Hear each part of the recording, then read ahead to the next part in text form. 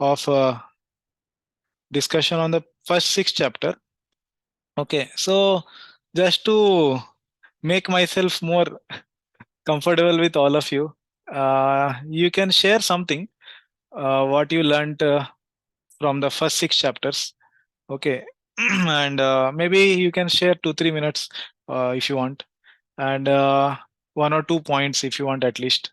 Whatever struck you, and how was your exam experience? That also you can share.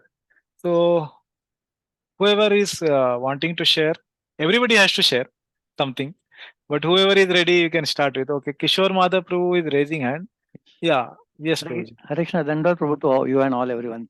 Yes, Prabhuji. So, first 6 lessons, see, we were reading Bhagavad Gita since quite a long time. So many iterations I have done, or many others also would have done. But when we appear for exam, and then the focus and concentration is really good, and plus we Mm. get a personal one-to-one guidance, so the understanding becomes much better.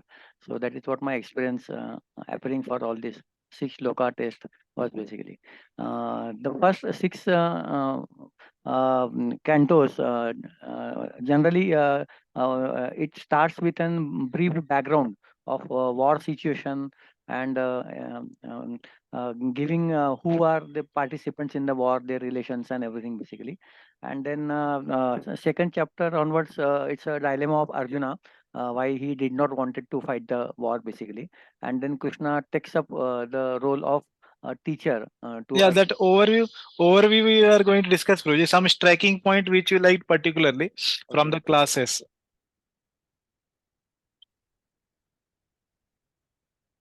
Something which you liked, oh yeah, this is very nice. This I can apply in life, or this I can apply in preaching, like that. Okay, Prabhu, let me recollect the Yes, yes, others, yes. yeah, and I'll come back. Yeah, yeah. It can be something very simple also. Oh, Arjuna was so much despondent and then he took shelter of Krishna as a guru.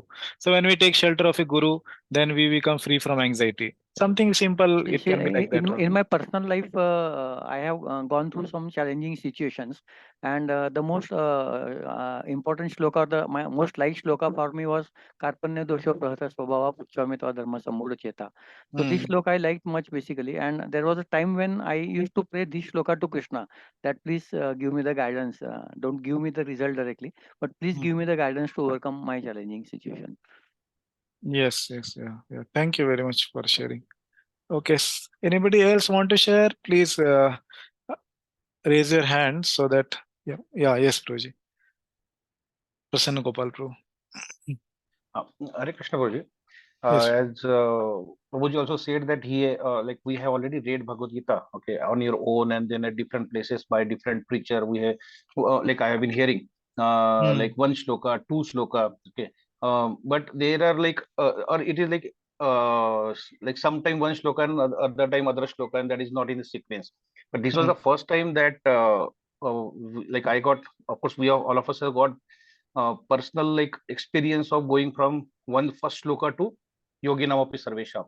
Hmm. It never happened.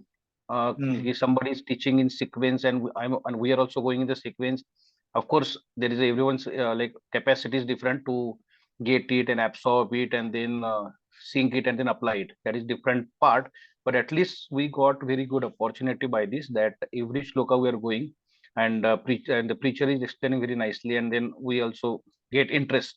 Basically the whole part of spirituality is our interest should be increased, then Yeah. anyone can do anything. So this helped a lot, because Bhagavad Gita, what happens now, whenever we open, like everything start, end and madhya, adi madhya anta, everything we see that same only, we don't find any connection.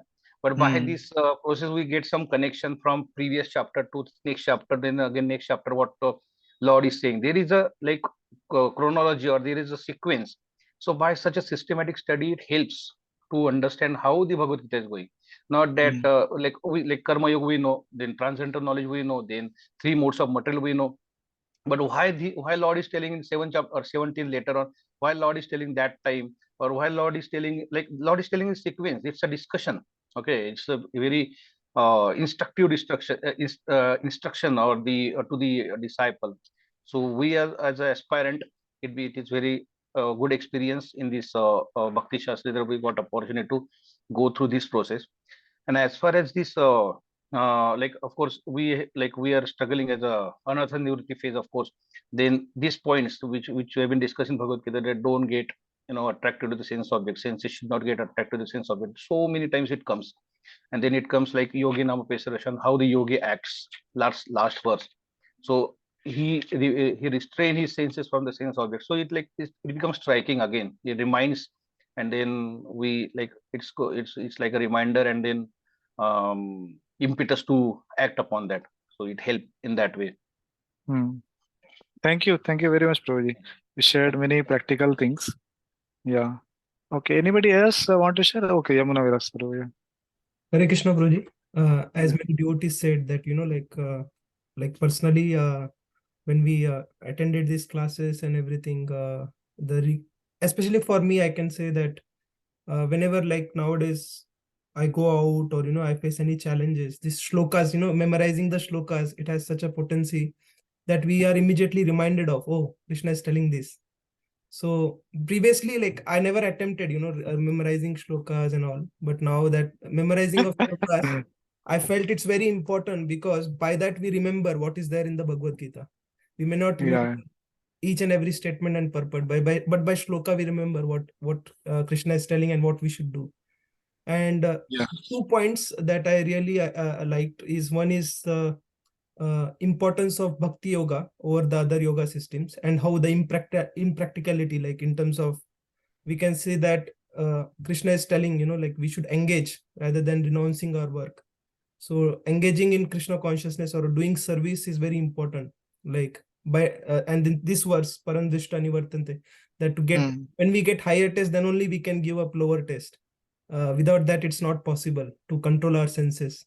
And for me, like as a neophyte or a sadhaka, I feel that controlling the senses, it's very important, especially this, I think, how to overcome the inevitable enemy of lust, the stages of fall down.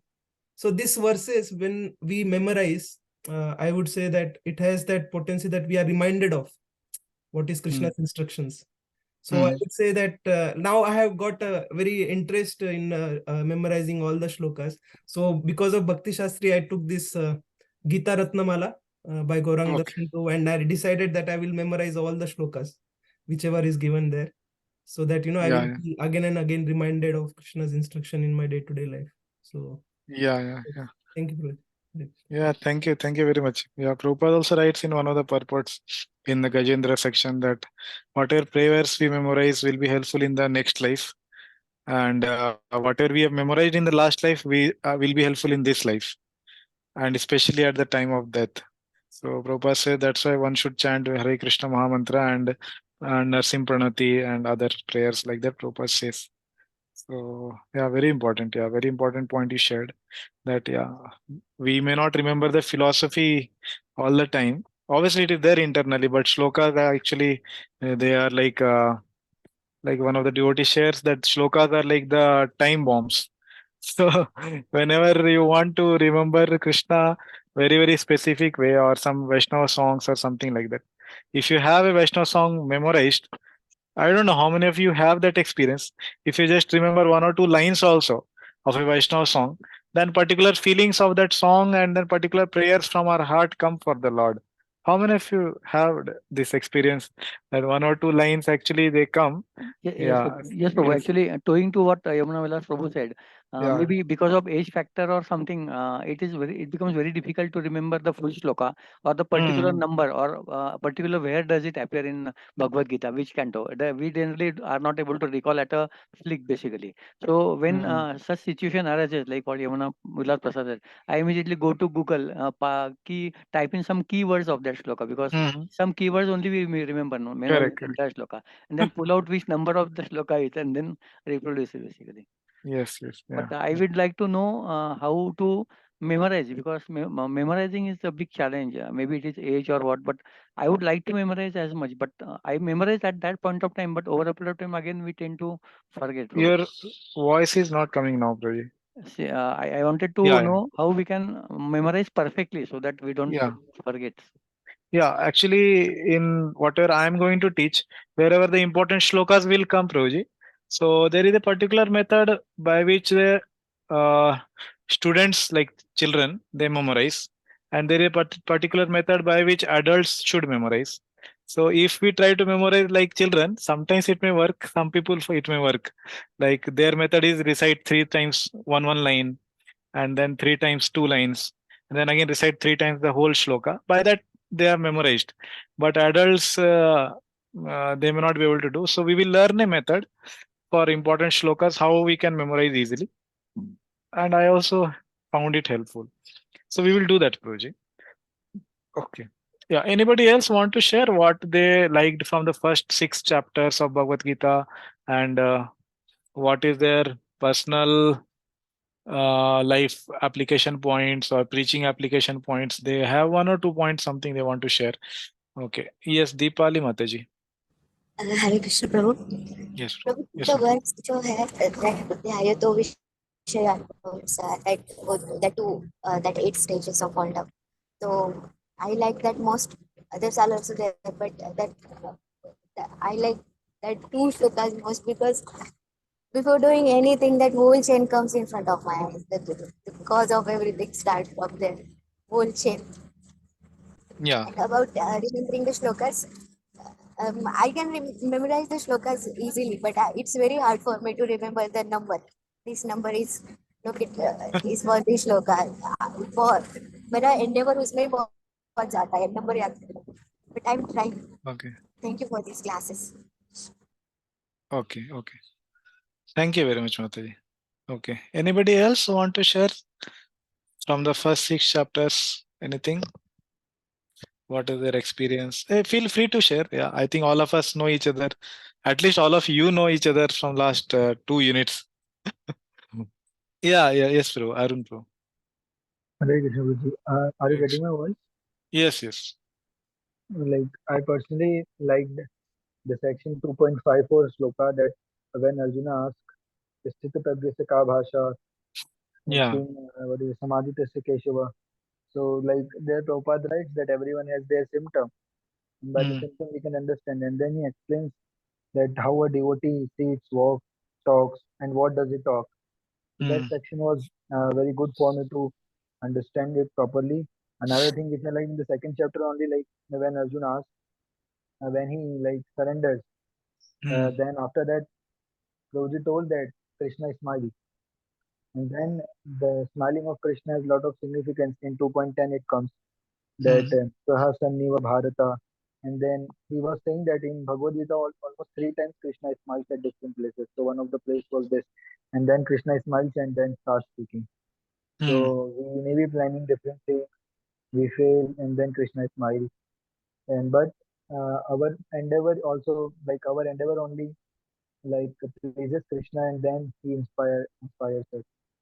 So that thing I like very much. Yes, bro. Thank you very much for sharing. Okay. Anybody else want to share something on this? Yeah, I desire that everybody shares at least something. But somebody not comfortable, I'm okay. Okay, Praj, I would like to tell about Yeah. first six chapter. Yeah. So basically, all these first six chapter, if we see, they are mainly focusing on karma yoga, and the point which I like most in for this Bhakti Shastri, the questions are designed in such a way that can be very much helpful while doing the book distribution and preaching. Many questions like what are the different kinds of Ashtanga yoga, and means generally devotee we are focusing as a Bhakti yoga. As we are also means by the mercy of Prabhupada purpose, we are able to from the purpose we all these things are very much helpful to understand exact as a part of as we are practically a practitioner how we can practice this particular aspect also in bhakti yoga. Like every what I like most is all these yogas are already covered by basically after ending of all these yoga dhyana yoga, or we can say jnana yoga, the bhakti yoga is overcomes all these yogas. And another thing is that by the mercy of Prabhupada we can do all this practice very properly. This Prabhupada purports are very much helpful for us.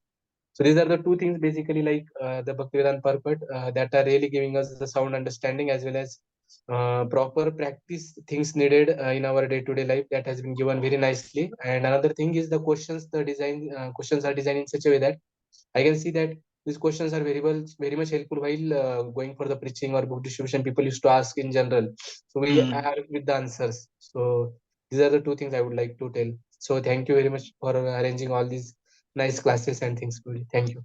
Yeah, we are thankful to all of you that all of you are taking out time and hearing, because most of the devotees who are doing their preaching in this forum, they may be brahmacharis or dedicated preachers, but all of you have many other responsibilities of family and work life, and also children, and then your own sadhana, so many things. So, but still you take out time and regularly attend.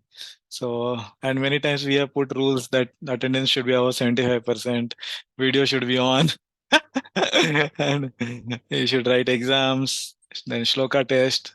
So, but yeah, if we are doing all this, as I had explained in introduction class, we are doing all this because all of you will get helped, and you'll be able to put your focus and concentration on Bhagavad Gita. So ultimately, that will help the soul, and it will be helpful. As you said, shlokas are very, very helpful. So it will help us in preaching as well as remembering Krishna like that. Yeah. So anybody else also okay? Shri Ganga Putra Prabhu? Yes, Prabhuji. Hare Krishna, Dandavat Pranam. Hare Krishna, Dhanavad. Prabhuji, actually, my practical experience is like I've been hearing Bhagavad Gita from many speakers from many years, different shloka from different speakers. So, like that flow was obviously the concept or what they wanted to try give a punch point. That was the remain same. How one should be bhakta, how one need to be control the senses, but the flow which maintained in the Bhakti Shastri course, like one teacher is taking all the 6 chapters, 7 chapters, so like that was like very intensive, because we are so much correlated with the verses and the speakers, so that will like very helpful for me even when we go for preaching also, like take weekly classes for congregation devotees, like we come given on different shlokas, but the flow was able to capture very nicely because of this regular Bhakti Shastri course. And now it's automatically is now in our schedule it is fixed that now Saturday is coming, so don't even have to be free. That's it. So like when we give the priority, obviously we can make it also. And Yes, regarding yes, very important. regarding, and that is very like very much important in at least I feel for myself in Kashtashram, because we have so many things comes up, so unless we priority is difficult actually.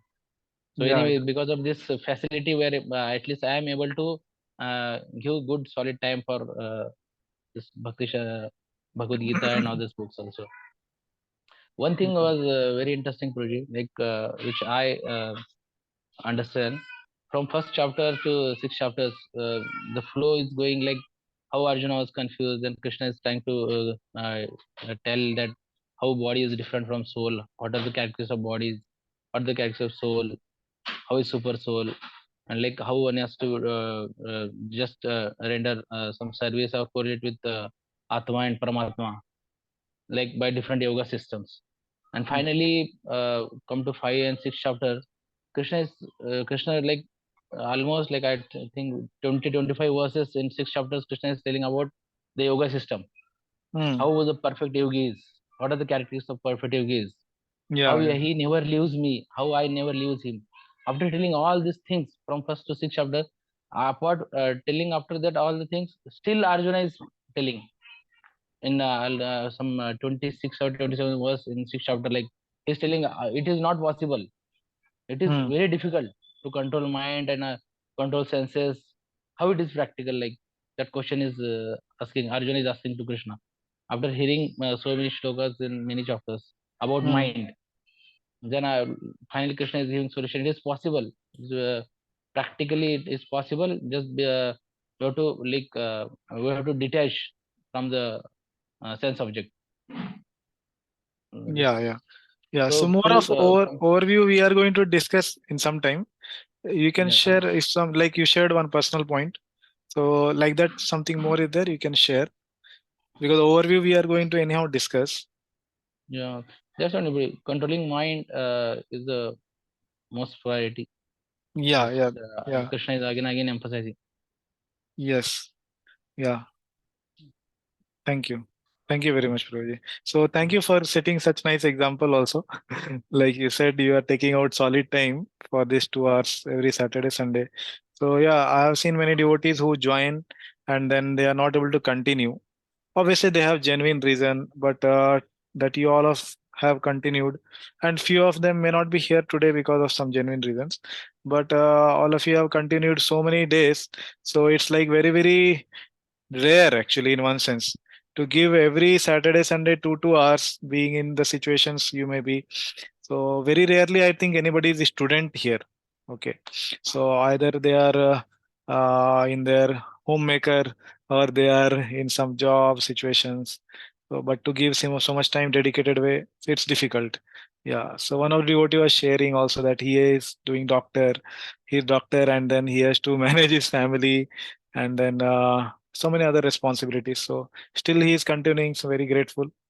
And that gives us inspiration because we may have more time, but the intensity we get from all of you, that seeing how much desire all of you have to read the Bhagavad Gita, and that gives us impetus to read ourselves and go deeper and then try to share something which will be helpful for all of you. And many times when I have seen the devotees who are there in the outside life and they see, they get more opportunity actually. What the Bhagavad Gita we may speak theoretically, they get more opportunity to see it in the situation how to apply in life. And many times I have seen that when they share, actually it's very practical rather than theoretical. So that's why I wanted to do this first, to hear from devotees, because you have there heard so nicely and also been there outside. Okay, so Mataji is there. Shri Radha Mataji, you want to share something? Yes, Prabhuji. Yes, Uh, Mataji. yes. First time I read this Bhagavad Gita, almost 20 years back. That time I didn't understand anything actually. But Okay. but my conclusion was whatever yoga is there, whatever Krishna said, but Prabhupada's conclusion is that, or Prabhupada connect each and every yoga with the Bhakti yoga. So Hmm. now also I felt very difficult to understand this philosophy.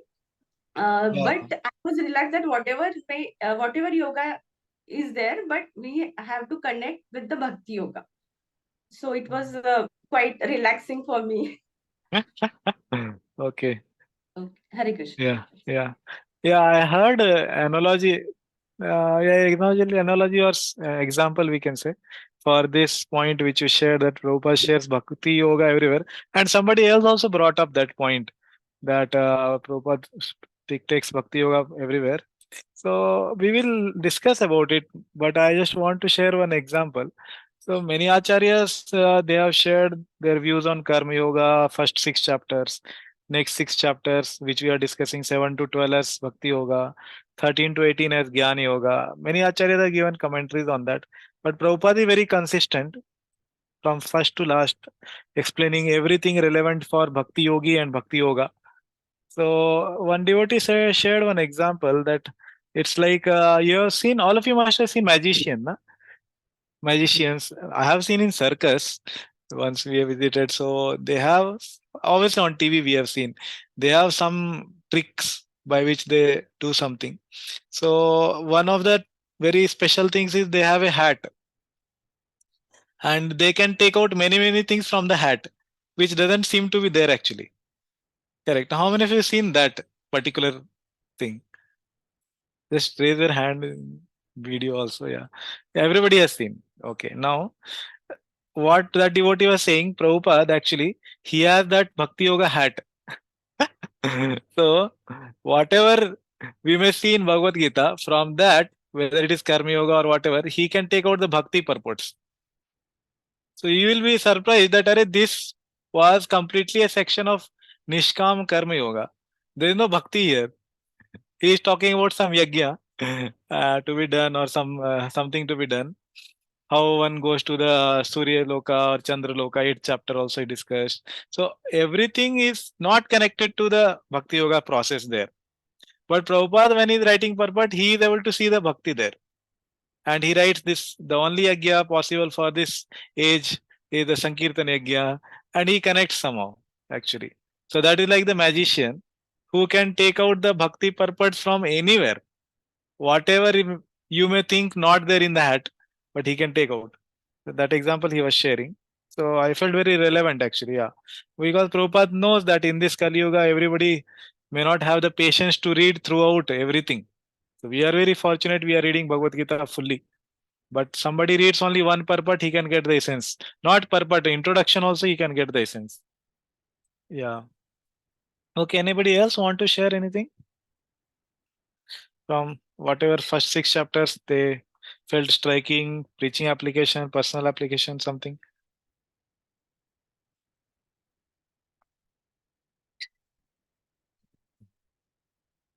Okay. So if nobody wants to, anybody, okay, yeah, nobody wants to share, then we can start little bit discussing introduction. So I was thinking that the timing for this next 7 classes actually we can have at 11:30.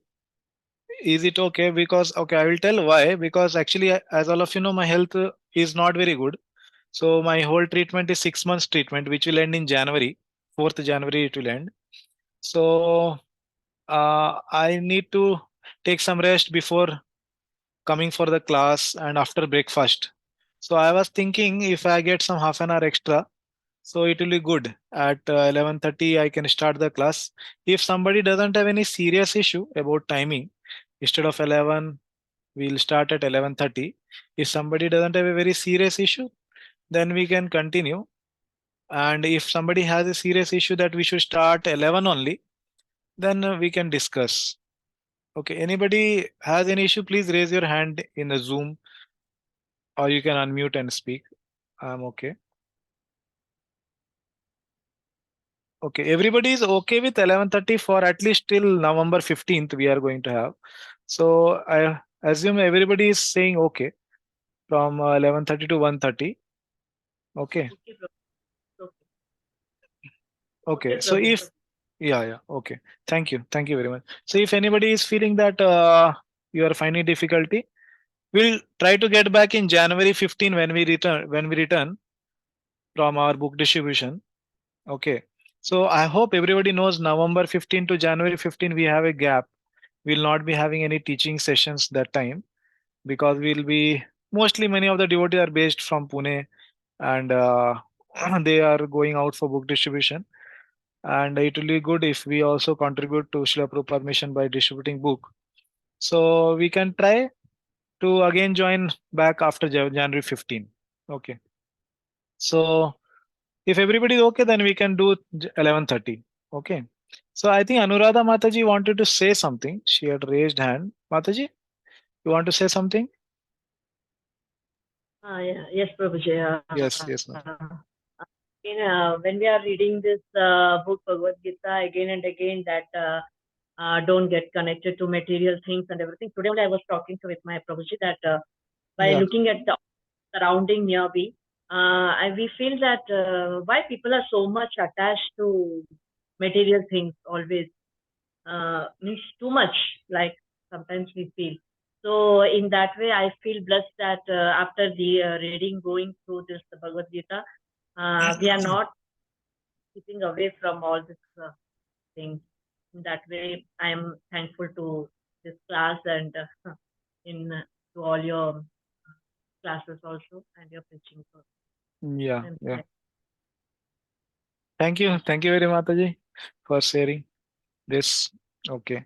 So I think many devotees have read through Bhagavad Gita earlier once. I just want to know how many devotees have actually read once the Bhagavad Gita before these sessions we have, like before today. You have once read the Bhagavad Gita fully. Okay, Arun Prabhu has done, Kishore Madhav Prabhu, Ganga Putra Prabhu. Okay. No, you can be very honest. Okay, not that what devotee will say I have not read once. Okay, you can raise hand in Zoom. Is it okay? I am not able to see everyone. Can you raise Yeah, hand in Zoom? Prabhuji, what was your Zoom question? is digitally, yeah. Okay, Kishore Madhav Prabhu. Okay, Prasanna Gopal Prabhu raised hand. Jai Shri Radha Mataji. Ganga Putra Prabhu also raised hand. Okay, and Ranjana Mataji.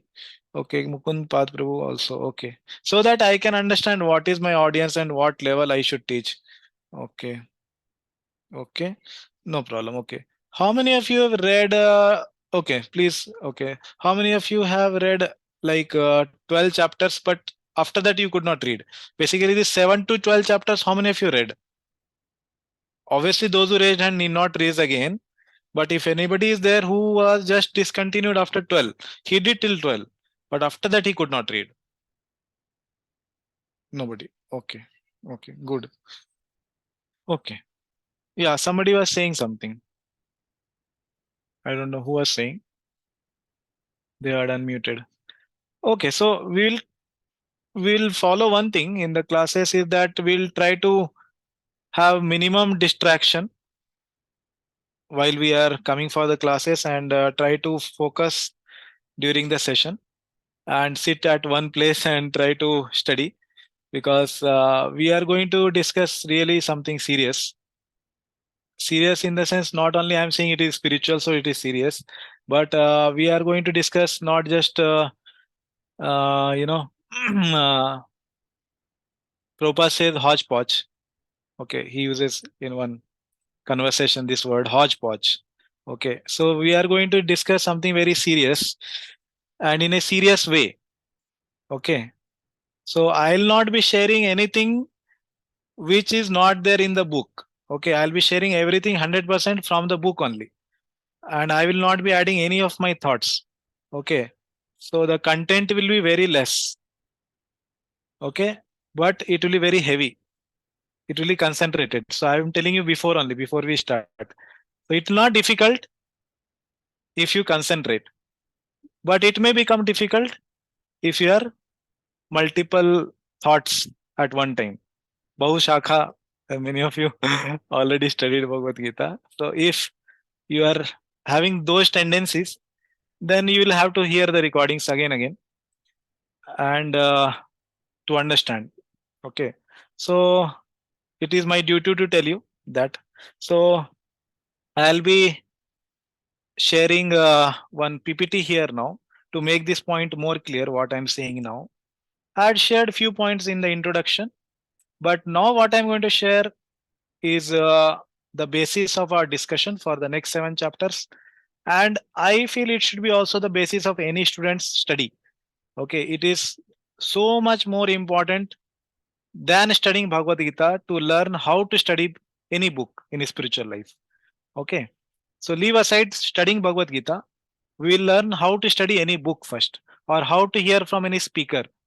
Okay, and how to know whether the speaker is speaking what Prabhupada wants everyone to speak. Okay, so I'm going to touch upon that topic.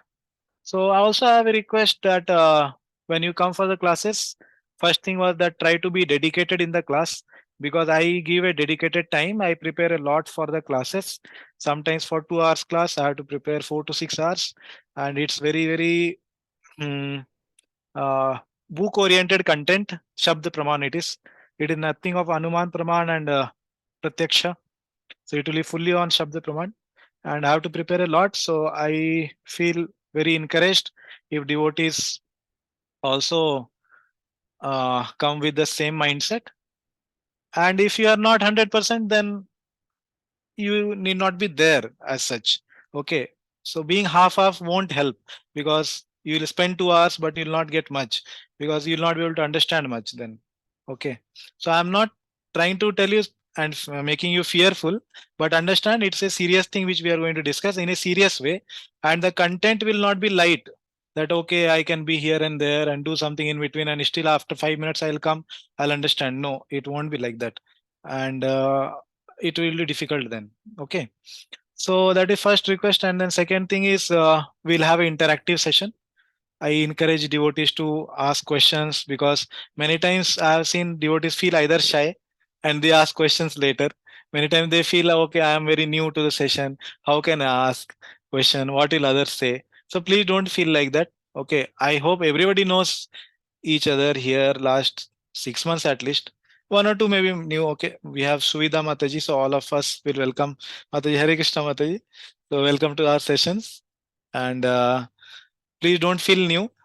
All are our friends, and Yamuna Vilas Prabhu, very good devotee. He is also there. So very kind that you wanted to join for these sessions. So please try to give your 100% when you come, and also try to ask questions. And I am very open when you ask questions. So we will have a dialogue here, not monologue. And also we'll try to address questions after we discuss something, some philosophy.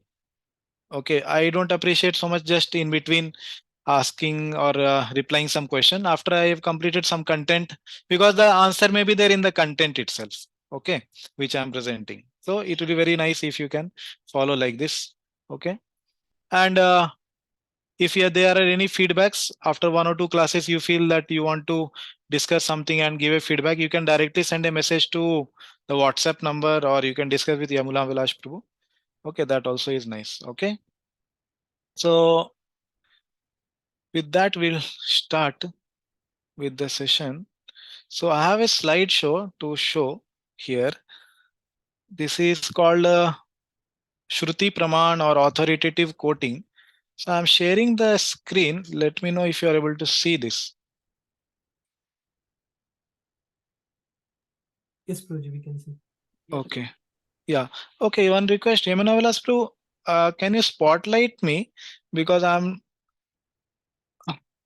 Yeah, not able to see yeah. this. Prabhu, just checking what all Yeah. Any demonstrations. questions? Whatever Yeah, we yeah. discussed. Yeah. Just before we start, would you be sharing these notes or PPTs Yes. subsequently? Yes. So Yeah. we don't write. Yeah. Yes. I'll be sharing everything, Okay. whatever we discuss here. Okay. And you can go through it after the classes. And if you have any questions, you can ask in the WhatsApp group. And if you want, you can ask in the next class. Okay. So I'm open with anything. No problem. Okay. But it's very important, I feel, that devotees ask questions. Okay. And I feel that we are trying to explore how we are going to study. So some things we can update as per the feedback. Okay. So whatever required, we can try to update. Okay. I hope it is visible for all. Correct, Yamuna? It's visible, na? Yes, Prabhuji, it's Yes. fine. Yeah. Okay. So this is called authoritative quoting. This is few things from Srila Prabhupada's conversations, lectures, or his books, and yeah, mostly these three. That what way he wants us to study spiritual books. Okay, I know you. Some of you may have some idea like this, but let's try to discuss. Okay, so I will try to read. Okay, if any one of you have any questions, then we can take after we complete a particular section in this. Okay, because your questions may be answered sometime. Okay. So sometimes we argue. Somebody has said like this. Some Mahatma, he says like this. Okay. So this is actually from the lectures which Srila Prabhupada has given on 22nd February 1971. Okay. So the place is not mentioned, but this is from this lecture. All of you can refer it later. So what Prabhupada is saying, that somebody has said like this, some Mahatma says like this. This is not very valued argument. Valued argument is when you quote from the Vedic literature. That is valuable. Okay, so this word Prabhupada is focusing here. Okay, see, valued, valuable, valued. Okay, Ved Praman, Shruti Praman. Okay, so as we know, Vedas have two sections, Shruti and Smriti. So Shruti Praman, he is focusing here. The Shruti Praman is accepted. Where it is accepted? Amongst the authorities. Okay, amongst the authorities. And who are the authorities? He is giving example, just like Chaitanya Mahaprabhu. Then who else? All the acharyas. They are the authorities. Okay. They write comments on any, not some book, authoritative book. And what they do? Immediately giving quotations from Vedas to support his comments. Okay. Otherwise, a personal comment has no meaning. Okay. Very, very important. Okay. This point. Personal comment has no meaning. What is that personal comment? We will understand in later slides. If I comment on some Vedic literature on my personal point of view, that is useless. Okay. It has no meaning. But it is going on. Oh, such and such person. Okay. So this is one. 3 quotations I'm going to share. The second one. Okay, what? So this is from the lecture on Srimad Bhagavatam, 22nd October 1972, 1 year later. What he's saying. This is the gift of Lord Chaitanya Mahaprabhu. It is in the Shastra. Chaitanya Mahaprabhu does not give you anything which is not in the Shastra. He is Acharya. So Prabhupada is defining the word Acharya here. How does he define? He does not give you anything which is not in the Shastra. Although he is God himself. Who is God himself? Chaitanya Mahaprabhu is God himself. He can make Shastra, correct? God can make Shastra. That's what Prabhupada is saying, because all the Shastra comes from Krishna. But because Chaitanya Mahaprabhu is in the role of a devotee, correct? He is in the role of a devotee. So whatever he does, whatever he speaks, that is Shastra.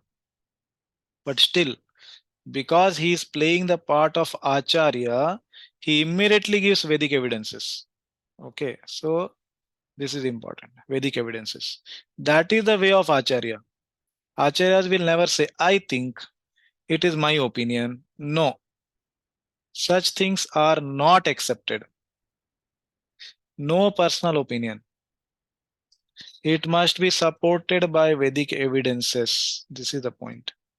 Vedic evidences. That is called Parampara system. Genuine system of understanding.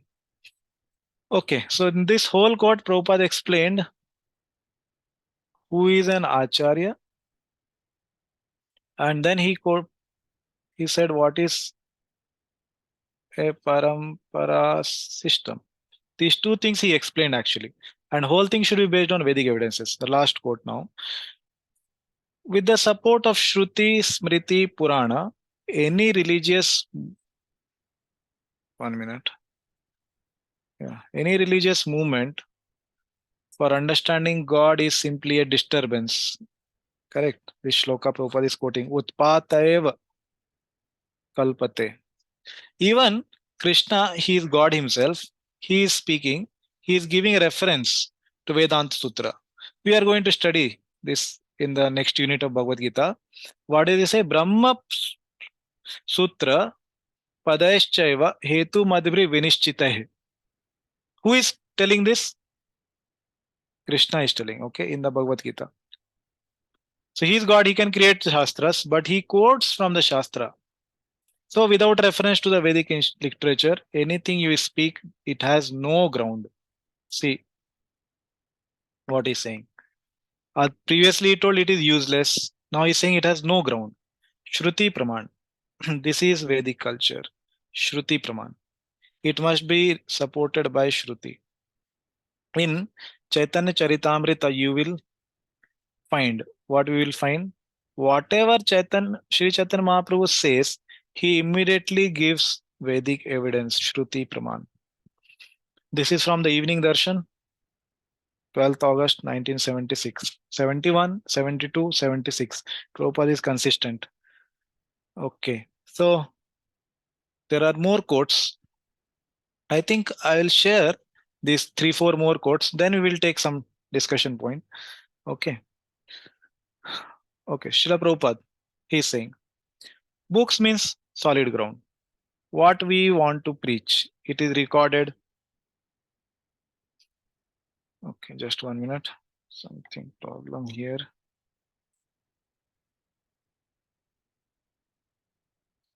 Yeah. What we want to preach, it is recorded, not any concocted ideas. Okay. So what Prabhupada means here by concocted ideas? This is not based on Shastra. That's what he means. So this is the direction by Rupa Goswami. What Rupa Goswami says, Bhakti Rasamrita Sindhu says, Shruti Smriti Puranadi Pancharatri ki Vidhim Vina. Okay, so that shloka he is quoting, and then translation he says, devotional service of the Lord that ignores the authorized Vedic literatures like the Upanishads, Puranas, and Narada Pancharatra is simply an unnecessary disturbance in the society. Okay, so this is from Bhakti Rasamrita Sindhu 1 to 101. So now you see here, Prabhupada is himself doing some lecturing. In his lecture, he is quoting here the Pramana. He is quoting a point here. Okay. He is quoting some points. But that point, he is quoting a reference from the Shastra. You see, he is making a point that we should be based on Shastra Pramana. But he is again basing his arguments on Shastra only. And I don't know how many of you have observed Prabhupada lectures when he gives. Almost it is filled with quotations from the scriptures. Every 2-3 minutes, every 5 minutes at least, he gives quotations from the scriptures. Okay, so I am trying to bring all of your attention there. How Prabhupada speaks, observe. Okay, so let us continue. Yeah. Okay. This is next. So what he says, speaking on Shruti Praman now.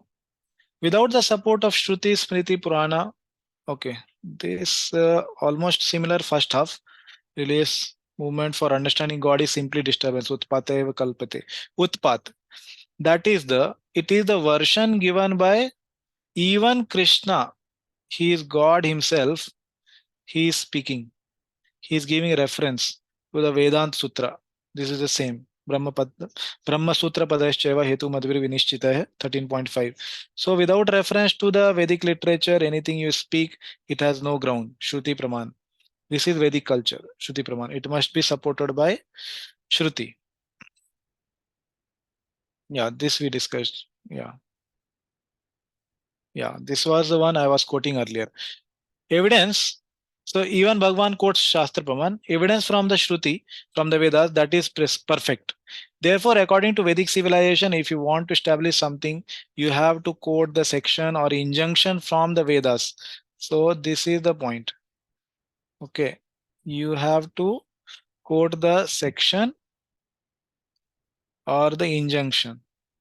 And how we have to quote? We have to quote in context, not out of context. Okay. So I will tell you one example, which all of you must have heard about. Chaitanya Mahaprabhu visiting Chand Kaji. How many of you heard about that pastime? You can raise your hand in video or something. Yeah. Yes, most of the devotees know about it. Now, Chand Kaji, there he asks a question to Chaitanya Mahaprabhu. Chaitanya Mahaprabhu is saying that you are not following your religion, you are killing cows, cow is mother and all like that. So then Chand Kaji says, you also kill cows. You do yagyas, you kill so many animals. Like that he says. Okay. He doesn't say cow. Yeah. He doesn't say cow. He says that you also kill horses and so many Ashwamedha yagya and all you keep doing. You also kill. Like that Chand Kaji says. So Chaitanya Mahaprabhu says a shloka over there. Okay. And he quotes that 5 things in Kali Yuga are varjita. Varjit means it is not to be done. Ashwamedham, Gavalambam. And then he says Sannyasam, Palapaitrikam, Devarena Sutotpatti, Kalau Pancham Vivarjayet. Like that he says 5 items. Ashwamedham, Gavalambam, and Sannyasa, one of them. And then he says Palapaitrika means offering meat to the forefathers. And Devarena Sutotpatti. Yeah. Means producing a child from husband's younger brother. Like that. So these 5 things are not to be done in Kali Yuga. Okay. Now the context of discussion over there is about killing animal. What some devotees do now is that they take that shloka and quote a different part of it and say that actually you see sannyas is not to be taken in Kali Yuga. Chaitanya Mahaprabhu himself is telling, but Chaitanya Mahaprabhu did not quote the shloka for that purpose there. The purpose there was saying that what is not to be done in Kali Yuga is Ashwamedham. Killing of horse in the sacrifice is not allowed in Kali Yuga. That is the purpose of quoting. But what the some person is doing is he is taking out the shloka, but he is saying other part of it. He is saying no, Chaitanya Mahaprabhu is saying sannyas is not allowed. We should not take sannyas in ISKCON. So this is a wrong application of a right shloka. So I am pointing out to that in this quotation of Prabhupada. The context of the shloka quoting is different. Understand? It is not some shloka which is there in Shastra can be applied everywhere until unless Chaitanya Mahaprabhu, the Goswamis and the previous acharyas have told you to apply that shloka in this context. We should not do it because we don't know what the Shastras overall say. They have done Nana Shastra Vicharanaika Nipuno Saddhama Samsthapako. They have done. We are not able to do. If what they have quoted the shloka in the context of something, that we can take and apply. Otherwise, we'll be fully confused. Okay. So in Bhagavad Gita also we'll see contradictory injunctions by Krishna. One place he will say Yat Karoshi Adashnasi Yat Juhosi Dadashyat Tat Kurusham Adarpa Yat Tapasyasi Kaunteya Tat Kurusham Adarpanam. Okay. Do everything, whatever you do, Yat Tapasyasi, austerities. Okay. All these items he mentions, you do it for me. But at the end of the Bhagavad Gita, surprisingly, he says, Sarvadharman Parityaja.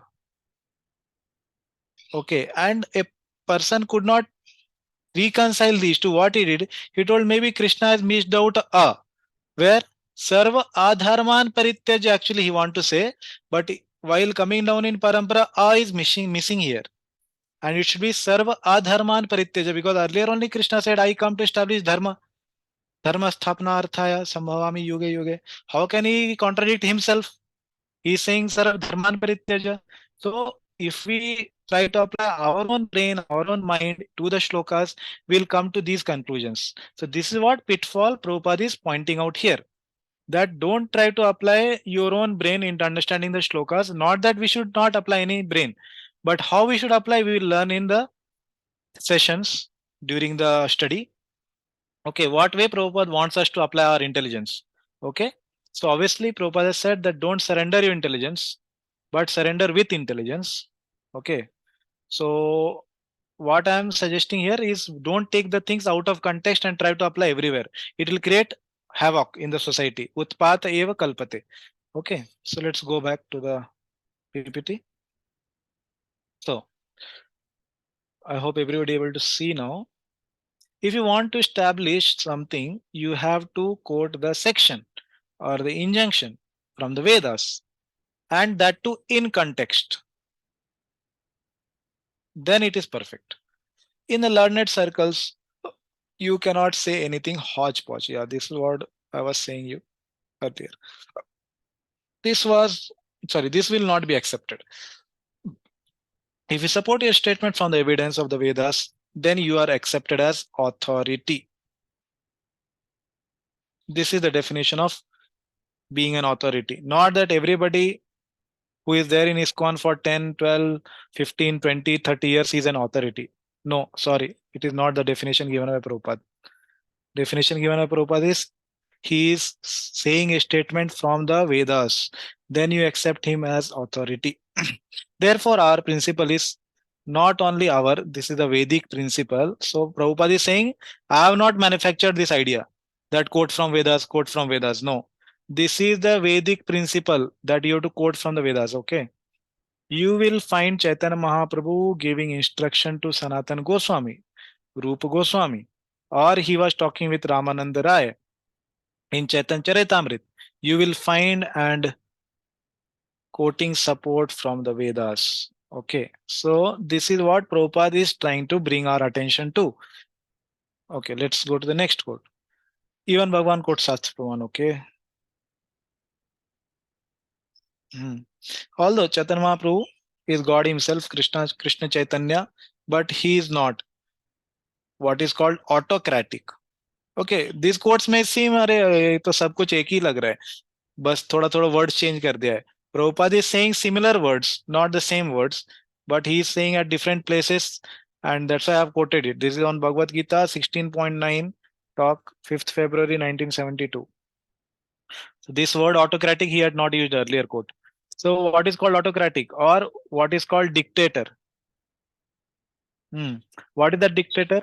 No, you will never find him. Whatever he will say immediately, he is supported by Vedic evidence. Vedic evidence has to be supported. He can say anything. Correct? He is God himself. He can manufacture anything. He is God himself. No, that he does not do. He does not violate the principle. Okay, which principle is that? That was explained in the previous quote. This is the Vedic principle. Okay. Now, Bhakti Rasamrita Sindhu. This is the methodology of Srila Rupa Goswami. When we study NOD, Nectar of Devotion, we'll learn this. But he's quoting here, talk on Nectar of Devotion, 18th October 1972. You will find in the Bhakti Rasamrita Sindhu, what you will find? Wherever Rupa Goswami, Srila Rupa Goswami has stated something, immediately he has given reference. Reference from where? From the Vedas, from the Shastra, or from the Shruti.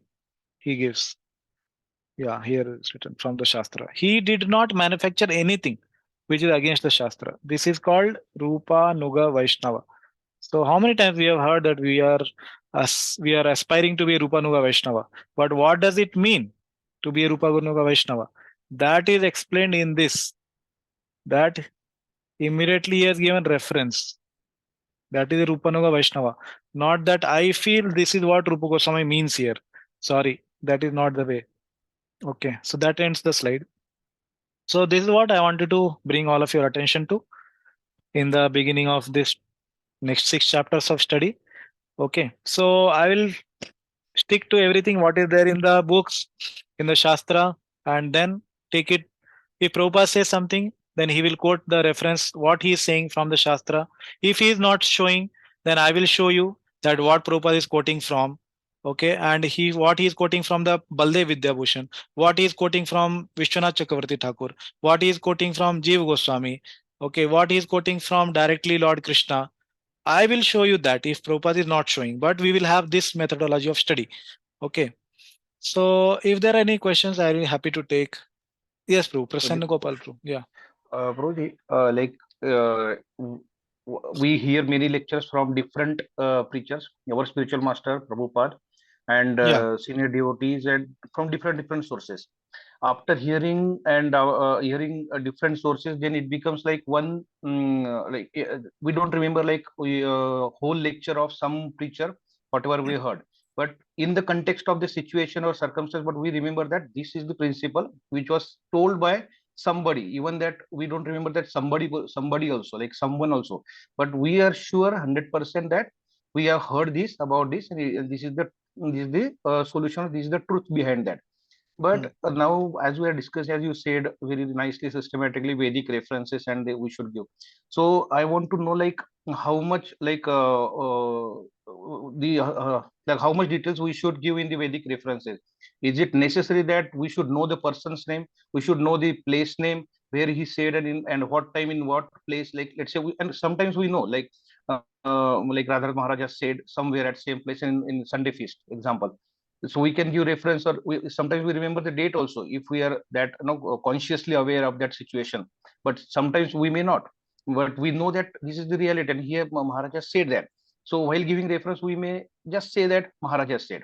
Okay, this statement becomes like a vague statement, or even Prabhupada said this is just we give the title and we put our point, but does it make authorized authoritative? Yeah, actually, what you're saying is a very practical thing which happens in a day-to-day scenario, actually. So we have to understand that books are the basis. That is not my statement. Books are the basis. Now, when we quote anybody, and when we are discussing with somebody, that person may quote somebody's name who may be a senior to person whom you are quoting, or he may be in the context of the ISKCON currently, okay, like that. And he may quote a opposite point, actually, contradictory point. Possible? Yes, possible. Yeah, correct. So he may do that. So that's why Prabhupada, when he's saying here, Ved Praman, Shruti Praman. Okay. So when we have to go to the Shastra, there will not be any contradiction in the Shastra. Yes. There will be one thing. So it is our responsibility that when we hear from any preacher, we understand and try to find out where he is speaking from. Okay, if he is speaking from Bhagavad Gita, from Srimad Bhagavatam, Chetan Charitamrit, or the Acharya's commentaries, something authoritative should be there, whichever preacher it may be. And the authentic preacher, as Prabhupada mentioned here, will be surely preaching from the Vedas, from the Shastras, Gaudiya Vaishnava literatures, like Bhagavad Gita and the Bhagavatam and the Chetan Charitamrit. They will be preaching from that. So it is our responsibility on their behalf, if we are quoting them, where is it from, to know. And if we are not able to find, we can ask them that where is it from, and then we can tell the other person. That is what the Vedic system is, Prabhupada is saying. Okay, because like that anybody can say, I heard from this YouTube lecture, I heard from that lecture, like that. Yes. Yes. Just So, 1 minute, 1 minute, just yeah, 1 yeah. minute. Okay. Okay.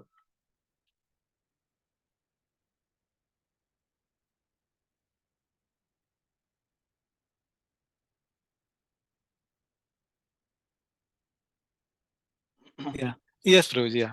So the problem happens, Prabhuji, when we don't remember, but we are sure that this is the reference, or this is the like in that particular time and that particular situation, such and such devotee has said. But Okay. we cannot put up because of our limitations that we forgot at what time, and we Yeah, don't we get can it. always tell And it is Prabhuji. applicable. Yeah, it is applicable for the book also. Like even let's say now Bhagavad Gita also. Like for the Lord's appearance, we know that 4.789. These are the shlokas. But at one point of time, I was not like even not interested which was the numbers 4.789. Eventually it got developed that 789 also I felt importance. But earlier I was giving importance to Jarma Karma Chemediva Paritrayana Yada Yada. These shlokas were important for me, the numbers were not important. Okay. But when quoting the reference, that numbers are also important. When I say 4.7, that becomes more authentic. Correct. Giving Prabhupada said also, yeah, we along should with be numbers. like lawyers quoting Lawyers, the. yeah. Yes, yes. Numbers. So what is your question, Prabhuji? Question is like how much details we should give when we give authority. Like, is it important to give the numbers and then reference, exact references and exact details? No, Or I am not is it- saying that. See, even Prabhupada quoted Brahma Sutra Padashcheva Hetu Madhuri Vinishchita. He did not say in the shloka 13.5 in his lecture. Sorry. In his lecture, he did not say 13.5. Sometimes he says, okay, Ata Pumbir Duja Sreshta, where is it? Find out. He will say to the disciple. Then he'll open, he'll find, oh, yes, it's first canto, this chapter, this verse. Okay. Like that 1 to 7, he will say. And then he will read. But Prabhupada, he quotes from the Shastra. He may not quote the number. We can do that. Okay, if person whom we are talking to wants the number, we should go back to the Shastra and give him. Okay, and it's not that in the first very study only everything will come to know. It takes repetitive study to know what is where. Okay, so but the attitude of learning should be clear. We may not have everything in memory, but attitude of learning should be understood. What we are learning, whether it is authoritative. Okay, I hope that Thank you. satisfies your query. Yes, yes, yes, yes. Yes, yeah, yeah.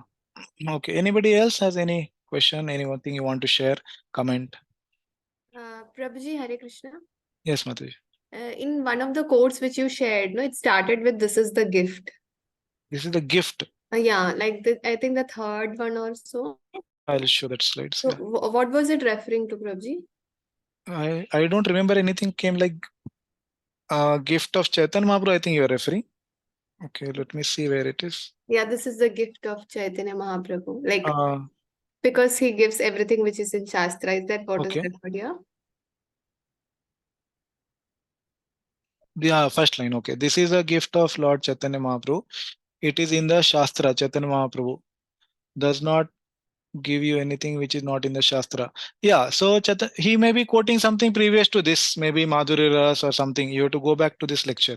Srimad Bhagavatam, 22 October 1972. Something Prabhupada is saying from that principle of Chaitanya Mahaprabhu, he is saying, this is the gift of Lord Chaitanya Mahaprabhu.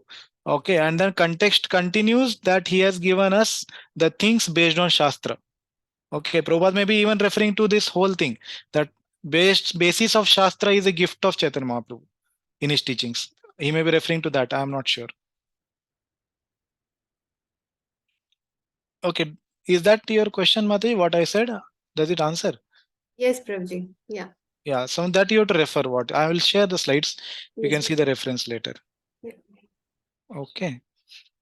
Okay. Anybody else has any comments, any questions? Okay. Okay. So this was what I wanted to share first before we start studying. Okay. So now then I wanted to just today's session discuss about the brief outline of the first 6 chapter. So I have made a brief PPT on that. Okay. So I will show that PPT and then we will discuss 7th chapter in the next session, obviously. Okay, so this is the structure of Bhagavad Gita. Yeah. So I'm sharing the slides. Okay, let me know if it is visible. Okay. Yes, Prabhuji. Visible? Okay. So we are going to just discuss the structure of the Bhagavad Gita and the flow of the chapter in very short. Okay. And then we will see what is yoga ladder. Okay. So just a minute. Yeah.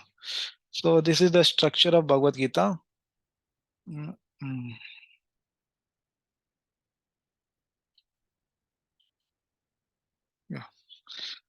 So this is from Gaurang Darshan Prabhu's Gita Subodhini. Okay.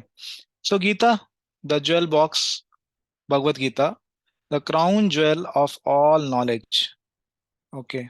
Is like a beautiful golden box containing the most valuable secret treasure. Okay. So this analogy or this comparison is actually given by one of the acharyas, okay, Baldev Vidyabhushan, that how Gita is compared to a crown jewel of all knowledge, and this is like a golden box. Okay, so from there he is quoting actually. So the 18 chapters of the Gita are divided into 3 sections with 6 chapters each. Okay, as we know, 3 units.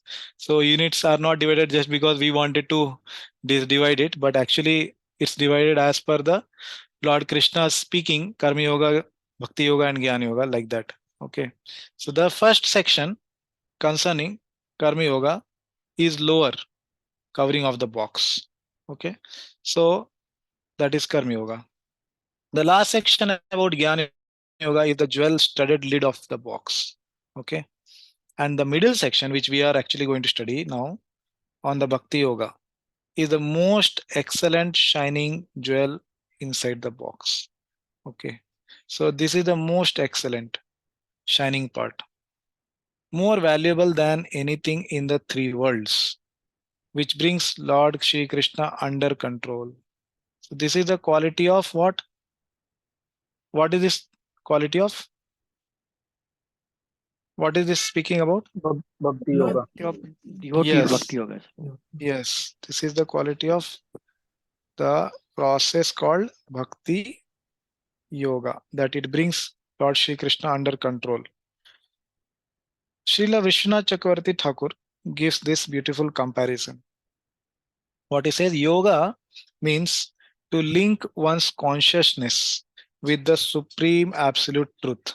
As some of you may be knowing a little bit of Sanskrit or Hindi, yoga means to combine, to jodna. Hindi we say like that. So that it means one should link one's consciousness with the Supreme Lord. Then he quotes from Srila Prabhupada now. What he says? Srila Prabhupada writes, when the linking process is predominantly in fruitive activities, it is called Karma Yoga. So this is definition of Karma Yoga from Srila Prabhupada's purport to 6.46. Okay, so this is linking process. What is that linking process that was defined earlier? Said to be yoga. Is predominantly in the fruitive activities. So fruitive activities, generally the word used is karma. So karma and yoga together are called Karma Yoga. When it is predominantly empirical, it is called Jnana Yoga. Okay, and when it is predominantly in a devotional relationship with the Supreme Lord, it is called Bhakti Yoga. So this is an important word here. Devotional relationship. Okay. So this we have to focus in the 7 chapters which we are going to learn. Sorry, 6 chapters. 7th chapter onwards. Yeah. So what is that relationship? We'll just discuss in the first verse of the 7th chapter. So Bhakti Yoga or Krishna Consciousness is the ultimate perfection of all yogas. This is the purport to 6.46. So now he says that the essential message of the Bhagavad Gita is bhakti or devotional service unto the Supreme Lord Krishna. The first 6 chapters present how to attain bhakti by one's work or karma yoga. Okay, that is in crux, the first 6 chapters, right? Yeah. The last 6 chapters describe how to attain bhakti by knowledge or jnana yoga. The middle 6 chapters directly present bhakti. Okay, so directly present bhakti. What is the meaning of that exactly? We will learn in the 7th chapter when we begin. Okay, so that is also called by name Kevala, is a word used by Vishwanath Chakravarti Thakur. So he says this as Kevala Bhakti. Then he says, this fascinating structure of Gita ultimately concludes that seeking shelter of Lord Krishna by Bhakti Yoga is the essence of human life. Okay. Now, the first 6 chapters the flow of first 6 chapters we are going to learn.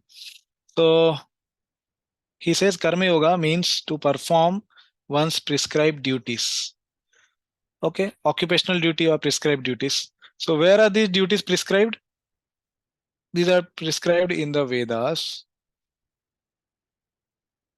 And generally we know them as Varnashrama duties. Okay, so we know Varna and Ashrama system.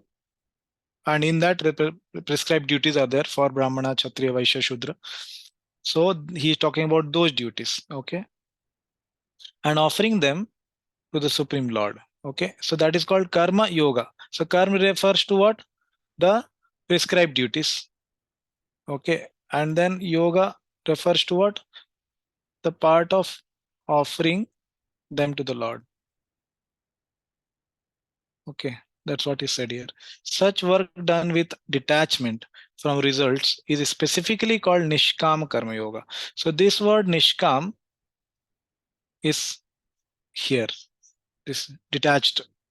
So it's also called the detached work, okay, offered to Lord, which consists of jnana or knowledge developed by such work. Okay. Seeing the armies on the battlefield of Kurukshetra, Arjuna becomes overwhelmed with compassion for his relatives and gives various reasons why he cannot fight. So this marks the end of chapter 1. Okay, this is what was discussed in chapter 1 in crux. Next he says, responding to Arjuna's concerns, Krishna first gives him the knowledge of the soul. What does he speak?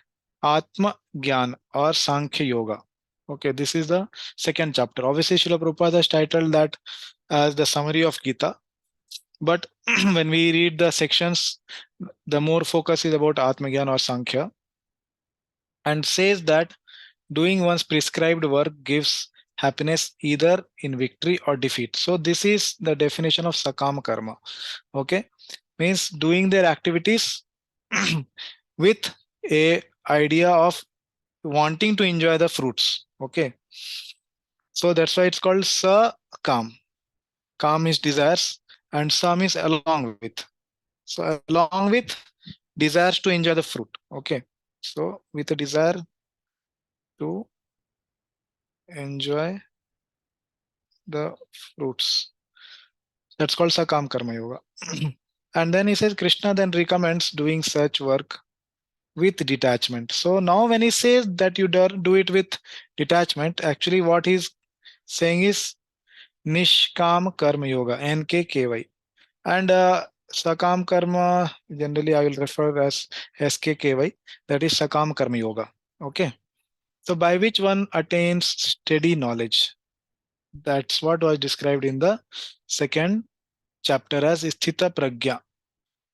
Okay, Sthita Pragyata. So when we apply this suffix ta, it refers to the English word ness, right? All of you must have heard this word happiness, correct? Happiness means a state of being happy. So similarly, Sthita Pragya is steady, and when we apply the suffix ta in Sanskrit, it means steadiness. Okay, like that. So this process is called Nishkam Karma Yoga. So that ends the chapter 2 summary. And then he begins third chapter with Arjuna's questions. Arjuna gets confused about which of the two, renunciation or action, okay, is better. So Lord Krishna explained about Karma Yoga and renunciation, that he also explained about Jnana Yoga actually. So he got confused. This Jnana Yoga is same as Sthita Pragya. Okay, this Sthita Pragya actually was Jnana Yogi. And then action, that is Karma Yoga. Which one is better? He's asking. So Krishna explains that action based on Nishkam Karma Yoga is preferable. In the third chapter, he says, Tayostu Karma Yoga. Among the Karma Sannyas and Karma Yoga is better. Like that, he quotes a shloka in the third chapter. Okay.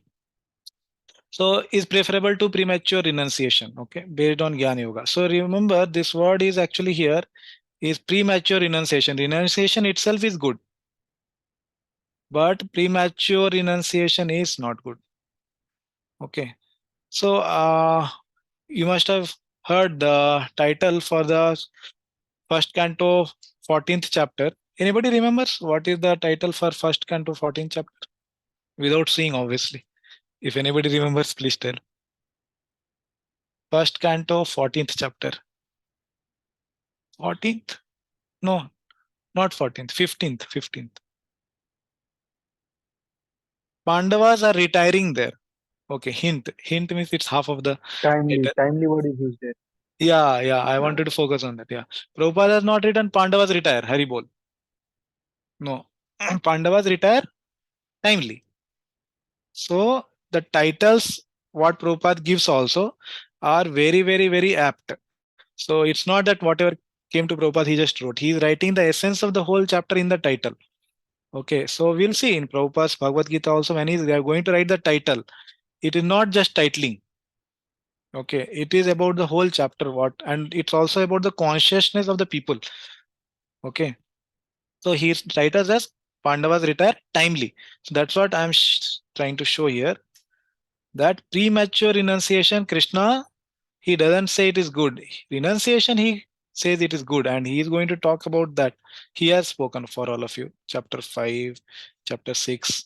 5 is Jnana Yoga, 6 is Ashtanga Yoga. We'll see. Yeah, but renunciation he doesn't condemn. Premature renunciation is what he condemns. Okay, even if Arjuna is qualified for renunciation, he should still do Nishkam Karma Yoga. Why? First, to set the right example. Okay, and the second one is not mentioned here, that it is what we say, risk free. It's risk free. Okay, why is it risk free? Because there is always a chance of one's fall down when one is in the Jnana Yoga path. Okay, because the Jnana Yogi must be free of all material desires. If there is a very small fraction of material desire also, he will fall back. Okay, so that's why Karma Yoga, he is saying you will get the Same results, Nishkam Karma Yoga, you will get the same results, but it's better than Jnana Yoga. Okay, here also you will get the result of liberation. Okay, and Jnana Yoga also we get. Okay, Krishna also warns about lust, the formidable enemy. Yeah, that's why I'm saying this risk factor is here. Okay, he's warning about lust, enemy on the path of any yoga, whether it is Bhakti Yoga, Karma Yoga, Jnana Yoga. But Jnana Yoga is more at risk. Okay, so that marks the end of chapter 3. Then chapter 4 begins. Then Krishna teaches transcendental knowledge about himself, his divine descents, reciprocation with devotees, right? You remember all those Evam Parampara Praptam you memorized, all that creation and so on, he says, understanding which many liberated souls did their work with detachment. A karma yogi or a detached worker, okay, he's referring to Nishkam Karma Yogi, detached worker, although working, doesn't incur reactions. Okay, for him there is no sin, and for him there is no piety. Both are not there for him. Why? Because he is detached. So because of being detached, he doesn't have these two things. He doesn't want the fruits. He is attached to the work. Yeah. All kinds of sacrificial work culminate in knowledge, jnana. Okay. So what basically he means is the yoga ladder, which we will discuss at the end, that this work, this karma yoga actually leads to jnana yoga, by which one can renounce action. That is called sannyas, and more specifically, that is called karma sannyas. Okay, so that marks the end of chapter 4. Then chapter 5, Krishna begins. Sorry, Arjuna asks again. Arjuna again gets confused about Krishna's simultaneous emphasis on what? Again, karma yoga and renunciation, right? Jnana yoga also he explained, and then also he explained Nishkam karma yoga more specifically. Okay, Krishna again clarifies. Then this time he goes actually more in depth. There. Okay. Yeah. They both are not contradictory and are same. They are same in what sense? The result is same. What is the result? The result is liberation. Okay. Both are same in the result, not in path. And but karma yoga is easier, right? It is risk free. Okay. And then a Nishkam Karma Yogi can be a true sannyasi. So in this 5th chapter, he had said, actually, this Karma Yogi is a sannyasi as well as yogi. Sa sannyasi cha yogi cha, like that he says. And be free from all bondage and attain liberation. Then Krishna briefly mentions about Ashtanga Yoga. This is actually going to start in chapter 6, but he just gives a hint there. And the supremacy of Bhakti Yoga. Then Krishna speaks of the Dhyana Yoga or Ashtanga Yoga that has 2 stages. So beginner, advanced, Yoga Rurukshu, and then Yoga Ruda. The various practices of Ashtanga Yoga are aimed at attaining the perfection of realizing the super soul. Yeah. So that is the Paramatma realization. And then in yoga, it is necessary to control the mind by practice and detachment. So Karma Yoga is more practical and easier method for Arjuna. However, Bhakti Yogi is the topmost yogi. So this is the end of chapter 6. And then in summary, thus although Krishna describes Karma Yoga, Jnana Yoga and Ashtanga Yoga in the first 6 chapters of the Gita. So Karma Yoga basically from 2 to 4, 5 is this, 6 is this. Okay. Karma Yoga also spills to 5th chapter like this. Okay. The main emphasis of this section is Karma Yoga. That's why the title of the first 6 chapters is Karma Yoga. And Nishkam Karma Yoga contains within it Jnana and culminates in Ashtanga Yoga. So this is actually focusing or pointing to yoga ladder. So you see this one line, Nishkam Karma Yoga contains within it jnana. So Baldev Vidyabhushan has given an analogy for this. So I'll try to draw something. Not very good at drawing. Okay. So This is the cover, and this is the rice. Okay, so I don't know, some of you must have seen the paddy rice along with its paddy. So the covering is compared to Nishkam Karma Yoga, and the rice itself is compared to Gyan Yoga. So the Niskam Karma Yoga, which is like rice paddy, it contains within itself like the rice is inside the paddy. Okay, so that's how the statement is. Nishkam Karma Yoga contains within it Jnana, and then culminates in Ashtanga Yoga. Okay, that we'll see in Yoga ladder. Okay, so Bhakti Yoga 7 to 12. Okay, let's stop here for some questions. Yes, bro. Anything anybody want to ask from whatever we discussed till now, first 6 chapters? Whatever I said in summary, we will have more discussion of this terminology in the 7th chapter onwards. Specifically, the 16th shloka, there will be more discussion on the terminology. So don't get very much confused with the terminology. Okay, and some of you may be already knowing in the first 6 chapters studied already. So any specific question on what we discussed on summary? Anything you want to ask? Okay, was it clear or it was completely out of the world? Means you didn't know what is happening, because I don't think it happened like that, because just now you wrote exam. It was understandable? Prabhu, it's like going more deep and trying to More deep. understand. Yeah. Okay. Okay, you can always use chat box. I'm comfortable. If you don't want to speak something, you can always use chat box and say also. Okay, if it is clear. Okay, the terminology things we will learn later if there are something specific on terminology. But I think the flow was okay. Then we can continue. Yes, bro. You were saying something, Yamuna? Yeah, I was saying it was very clear, Prabhuji. We got a Okay. very good overview of this first 6 chapters. Okay. So, okay, before going for the overview, I forgot to tell one thing. Actually, there is a background to this Bhagavad Gita. Obviously, I'm not telling the setting the scene and all those things, but there is a background to speaking of this Bhagavad Gita, whom it was spoken by and to whom it was spoken. Obviously, I'm not talking about Krishna speaking to Arjuna, that all of us know. But when it is coming down in parampara, how did it come to us? In that sense, I'm asking. So if anybody knows, you can share. Otherwise, I will share. So whom this Bhagavad Gita was spoken, and then how did it come to us? Surely Arjuna is not, he is hearing, but that link we are not asking. Okay, I'm asking how did it come to us in the form of the Shastras. We know from the Shastra. So Bhagavad Gita is part of, yes, Mataji. Through Guru Shishya Parampara? Yes, very good. Yeah, I'm asking the specifics of this Guru Shishya Parampara. Who are the personalities? So Bhagavad Gita is part of some book.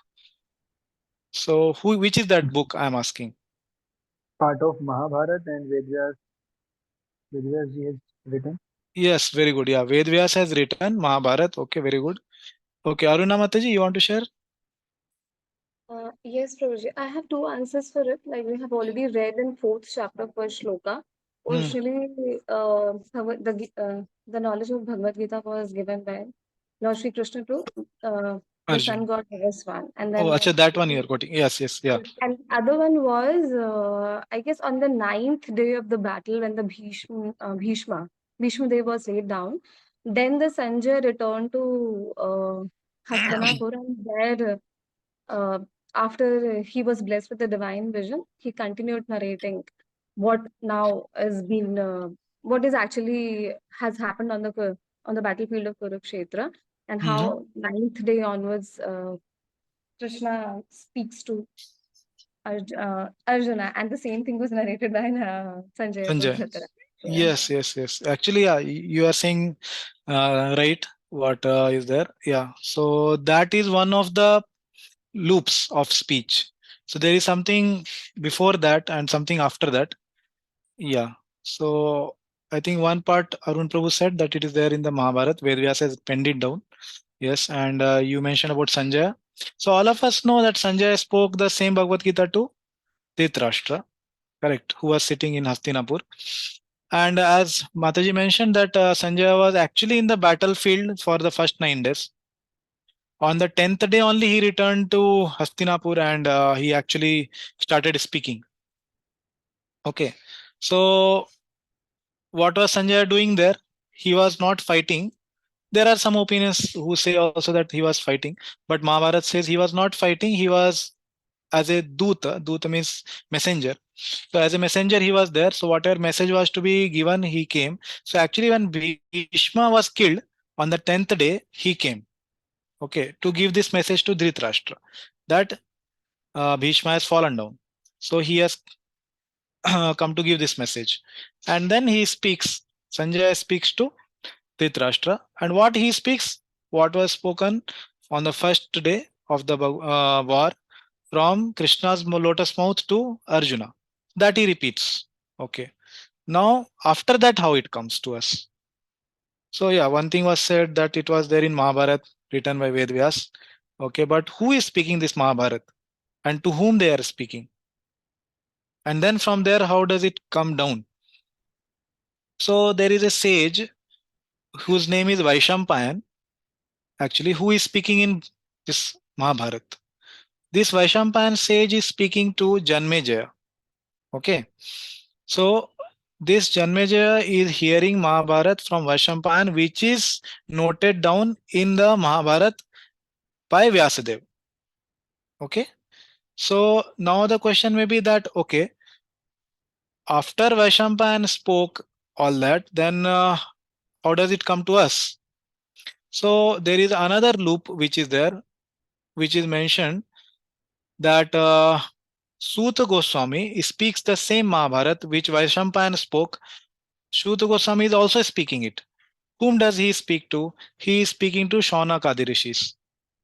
Before he spoke Bhagavatam. Okay. So Shaunakadi rishis hear Mahabharat from Suta Goswami, which was spoken by Vaishampayan. Okay. And before that, two more loops. So I will just show this on the screen so that everybody is clear. So there are four loops here. Okay. So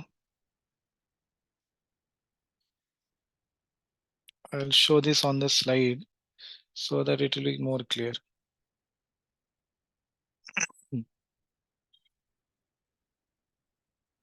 Yeah, so I'm sharing screen. Okay, I hope it is visible. Yeah. So is it visible now?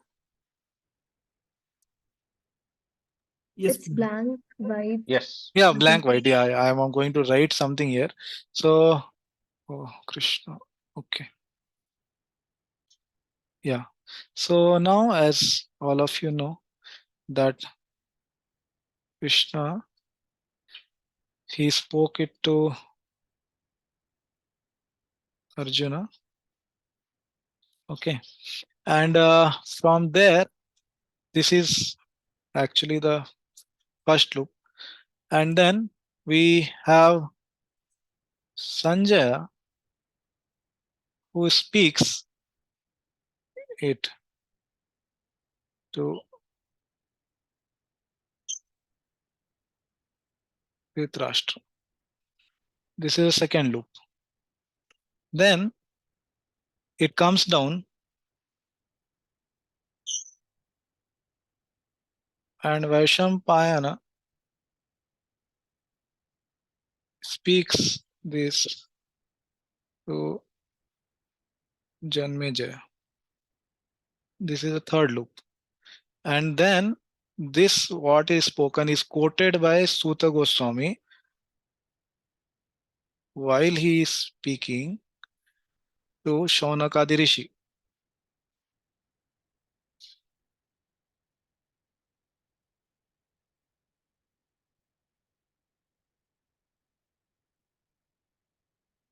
Okay. So Prabhuji, this Suta Goswami speaking to Shaunakadi Rishis, it is like we hear that while for Bhagavatam Shaunakadi Rishi question. So this conversation is different than that conversation.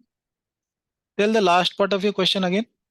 No, I'm saying that Shaunakadi Rishi asking Suta Goswami to speak about whatever he heard from Shukadeva Goswami. So that is for in the Srimad Bhagavatam. So this discussion you are talking about Bhagavad Gita, that is different than this, or it is included in that only? Shaunakadi Prabhu, what I Yeah. just want to know, it may not be possible right now, but if you can represent these loops on different timelines, so that can 1 minute, Prabhuji. I think previous question not yet answered. Yeah, Prabhuji. Should I Yeah, repeat, can you Prabhuji? repeat? Yeah, I could not hear the last part. Yeah, Okay, say. I'm just saying that Yeah. we know that in Bhagavatam there is a inquiry from Shaunakadi Rishi to Suta Goswami Correct. Yes. about asking that whatever he heard from the Shukadeva Goswami, because Suta Okay. Goswami present in that assembly. Okay. So I'm asking that this conversation, Bhagavad Gita discussion, you said that Suta Goswami is telling to Shaunakadi Shaunakadi. Rishi. So is it that same it is this discussion, the Bhagavad Gita discussion is included in that discussion only, or it is like it's separate assembly, separate discussion happened earlier before Bhagavatam or after Bhagavatam, whatever it is. Yeah. So that point I was. Yeah. So this is not spoken by Sukadeva Goswami to Suta Goswami in the assembly where Parikshit Maharaj was sitting. No, Sukadeva Goswami doesn't speak to Parikshit Maharaj Mahabharat. He speaks only Bhagavatam. But when Suta Goswami comes to this Naimisharanya, there the sages ask him before Bhagavatam about Mahabharat. So he speaks the Mahabharat to the Suta Goswami. Sorry, Suta Goswami to Shaunakadi Rishi. Yeah. And later they ask about Srimad Bhagavatam. So he speaks what he heard from Sukadeva Goswami. Sukadeva Goswami has no connection with Mahabharat here. Okay, clear. Yeah. Yes. Yeah. Yes, bro. Kishore Madhav Prabhuji. Yeah, actually, if we can get an approximate timeline when, so that we can get a better perspective, okay, when was this spoken when actually? Yeah. Approximately. Because as we know, 5,000 years back, Krishna Arjun, so that is one loop. But what were the previous main loops?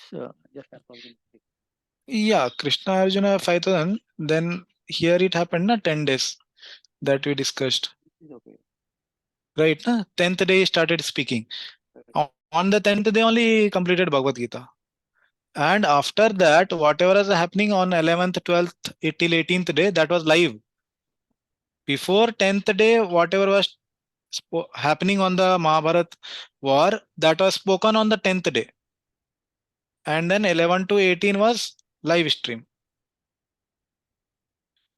Okay. And 1 to 10 day, that was spoken instantly. Okay. This was not live. Okay. And Dhritarashtra heard. Now this I don't know. Obviously Dhritarashtra didn't speak to Vaishampayan. But how much time gap is here exactly, I don't know. There must be some time gap. Janmejaya after Parikshit will have some years of gap, I don't know. Okay. And then Suta Goswami speaking to Shaunakadi Rishis, we know that Suta Goswami, he came to Naimisharanya after hearing from Sukadeva Goswami. So there must have been some 50-60 years of gap, I don't know. He speaks to Shaunakadi Rishi. Yeah. So Balramji's pilgrimage is there that many years. So I don't know exactly. Yeah. Anybody knows, you can share. I don't know. Yes, Mataji. Aruna Mataji. Prabhuji, like you said, on the 10th day, first the recap was told by Sanjaya, and then from day 11 onwards, he told whatever was happening live. Yeah. So I have a question here. Like, we know Bhagavad Gita begins with the first shloka where Dhritarashtra asked to Sanjaya what Pandavas and Kauravas did. So before asking this question, Sanjaya already gave the recap, and then here's the confusion, because after this question only Sanjaya tells that how the everybody assembled on the battlefield, how Arjuna got confused because he was resistant to kill Bhishma Dev, Dronacharya and other relatives. But on day 9, we, as we know that we have seen that Bhishma Dev have already been killed. So before asking the first question, I mean, my question before asking before the first shloka was asked, or the first question, which is mentioned as the first shloka in the Bhagavad Gita, Sanjay already told the recap, and No, no, no. then Dhritarashtra asked, no. No. See, the whole recap starts with Bhagavad Gita. Right? That was what happened first in the Mahabharata war. You're getting the point? First, Yes, Bhagavad Gita is spoken by Sanjaya in the recap. Then he spoke about the war which happened for the first 9 days, which on the Kurukshetra field. Okay, first Bhagavad Gita was spoken, right? In the war field. Yes, Prabhuji. So this was spoken on the first day. Then war started. That war he gave in a recap. Is it clear? Okay. Yeah, so first shloka was not the part of, was it the part of recap or was it the question that? Yes. It is part of the recap which was told to Dhritarashtra on 10th day. Dhritarashtra did not know what happened first 9 days. On the 10th day only, Dhritarashtra came to know what happened from the first to 9 days. So Sanjay has to start from the Bhagavad Gita itself, right? Because that happened before the war. Okay, so that is how basically the Dhritarashtra expressed his desire to know by asking the question. Okay, tell me from the beginning that what my sons and the Pandavas. Yes. The word akurvat he is asking, you quoted very nicely. Correct. In the shloka 1, that is 1.1, he writes, he speaks this word akurvat. So this is actually in Sanskrit, there are two types of past tense which doesn't exist in English. So if you learn a little bit Sanskrit, there it means there are two past tense. This is past tense which happened past, which happened not yesterday. Then when it happened before yesterday, 2 days before, 3 days before, or 10 days before. Okay, that is akurvat past tense. That is, okay, some rule in adyatan, anadyatan, two past tense are there in Sanskrit. So this is the past tense which happened not yesterday, before yesterday, basically, you understand. So that's what the Dhritarashtra is asking with that word akurvat. For asking about yesterday, there is another word in Sanskrit which doesn't exist in English. English, everything is like, obviously we have yesterday and day before yesterday, like that. But in Sanskrit, there are two past tense which are used. Okay. Yes, Prabhuji. Does that answer? Yes, Prabhuji. Thank you. Okay. Anybody else has any question? Okay. Yes, Prabhu. Yeah. See, on retrospective timeline, can you tell briefly Mahabharat, Bhagavatam, and Bhagavad Gita, how they are interconnected as a retrospective? Mahabharat and Bhagavad Gita. See, Mahabharat has so many chapters. In that, one of the chapter is called Bhishma Parva. Okay, in that there are so many chapters. Chapter 25 onwards is Bhagavad Gita. Before 25, what happens? Before 25 is Sanjaya returns and he speaks what happens before Bhagavad Gita was spoken. Okay, sorry. So before 25, he speaks what happened before Bhagavad Gita was spoken. Before 20 means 24th chapter till 24th chapter. Okay, so exactly I don't know where this Bhishma Parva comes in Mahabharat. Okay, surely comes quite later. Yeah, so this is what you are asking? Yeah, Bhagavatam. See, Bhagavatam. Bhagavad Gita is part of Mahabharata, Bhishma Yeah. Parva, that is okay. But Okay. what Bhagavatam, where does it sits in this scenario picture? No, Bhagavatam, see, is not anything chronological. Okay. Not much of it chronological is. Okay. So that is not chronological. So we cannot say like this. Obviously, Bhagavatam is eternal. It appeared 5,000 years ago when Sukdev Goswami spoke, but not that before it was not there. Bhagavatam is eternal. Okay. Mahabharata is a part of Smriti. That is memory of the great sages, and Vyasadeva wrote it down. But Bhagavatam is eternally existing. Okay, so Mahabharata could be changing in different yugas according to the exact pastime happening there. So the Bhagavatam is eternal. So like that. Is it okay? Yeah. Yes. Any other devotees have any question on this chronology? Okay. So I'll share this PPT later. So I just want to complete the last part of this PPT. Okay. So this is about Bhakti Yoga chapter, which we are going to discuss from the next class. So a short summary about that. Yeah, so this is 7 to 12. We'll quickly go through this. The middle 6 chapters that categorically describe Bhakti Yoga or direct surrender unto Sri Krishna are the essence of the Gita. Bhakti essentially means to be in Krishna consciousness, mat chitta. So this word is going to come in Bhagavad Gita 7.1, mat chitta madgata prana. Oh, okay.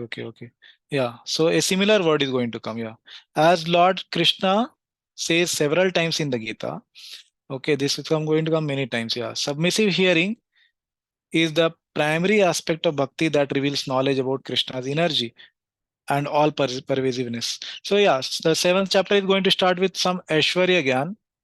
Okay, that is about Krishna's energies.